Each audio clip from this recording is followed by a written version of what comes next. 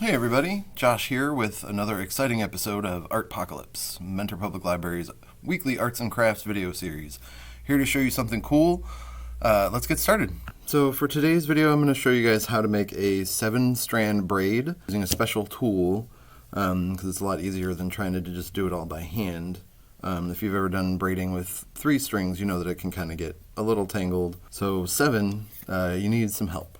So for this, you'll need a piece of cardboard or chipboard. It can be like a cereal box or cardboard box, anything you have laying around that's a little bit sturdier than paper. I'm using a CD. You can use anything that kind of measures the same distance across. I like this because it's the circle shape, and then we're going to punch a hole in the center anyway, so it's already got that kind of like measured for us. You'll need scissors, a marker, and then your string, which we'll get to in a bit. So to get started, just take your marker or pencil or whatever, trace the big circle, and then about in the center of that circle, just make a mark. Okay, and you can set the CD or whatever you're using aside, and then just cut the circle out.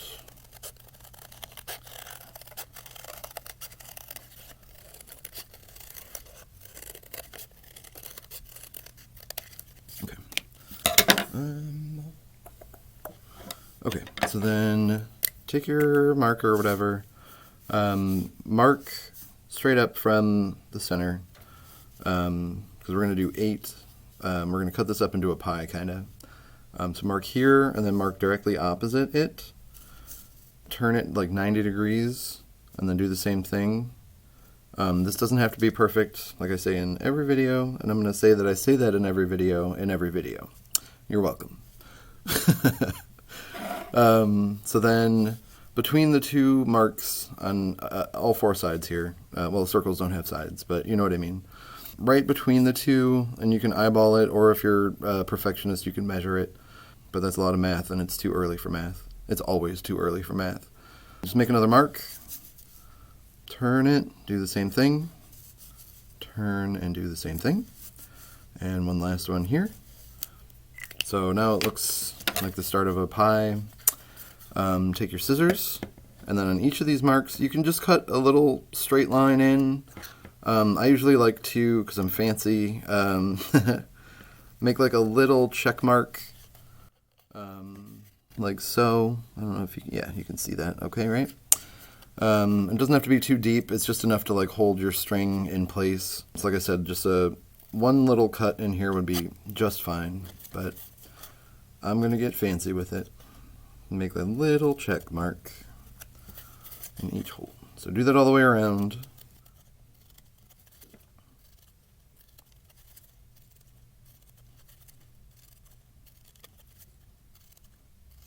Okay, so now you have all 8 cut out. The only remaining thing you'll have to do, take something pointy. I'm just going to use my scissors. Use a pencil if you're a kid, something that won't hurt you. Hopefully I can get this. Oh boy. This is what I mean. Like, don't use scissors, kids, because this is more dangerous than it seems. Well, let's try this.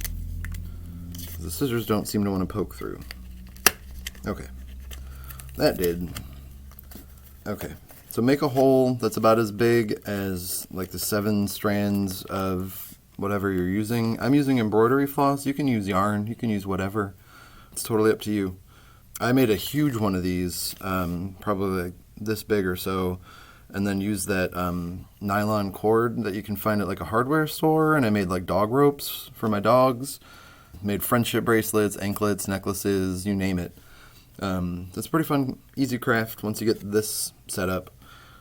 So then I have 7 different colors of yarn, or the embroidery floss, whatever. Just tie a knot in the end. That's the only thing you have to do, prep work with that, and then push that knot through the center loop, or hole, and then I usually just like hold it with my finger underneath, because you're going to want to pull these all different ways. So take one color, hopefully just one, hello, too early for math and it's too early for my fingers to work properly, I guess. So take one color and put it in one of the slots that you cut.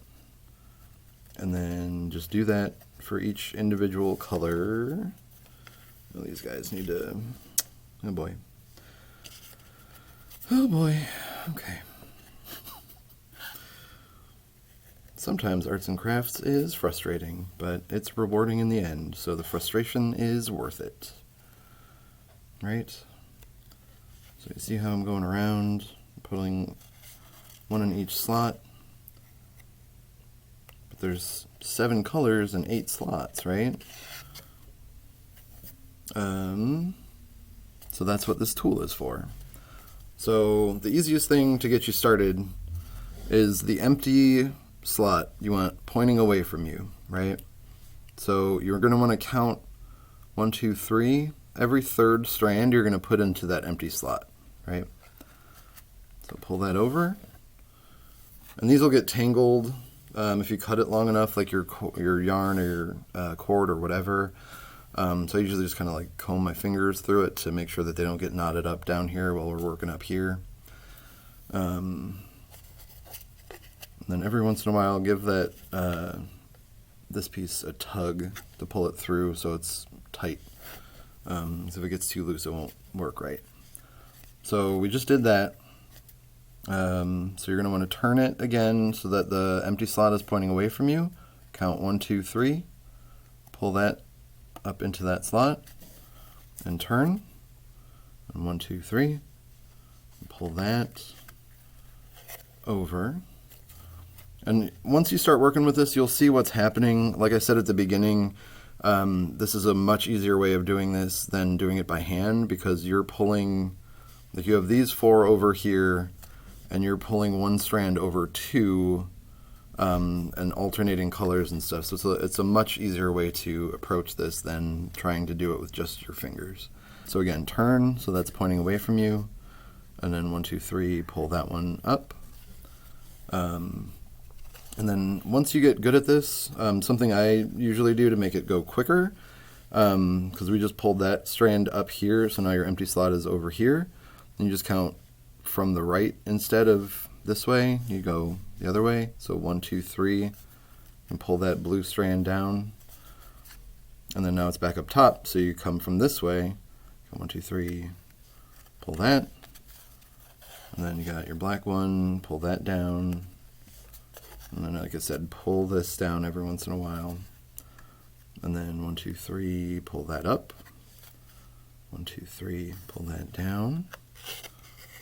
And if you find it's easier to just keep turning it so that this one's always pointing away from you, do that. Whatever makes you most comfortable. But this is a way that I found that kind of speeds it up a little bit. So you pull, so you're not like wasting a step, like turning it all the time. But yeah, whatever gets you going, whatever makes you want to do this, right? Okay, so I've done a little bit, enough to show you how it looks. So I'm going to stop here and show you guys how to finish this up, right? So whenever you're done, obviously if you're making a bracelet or something, this would probably just make a good ring. I don't know.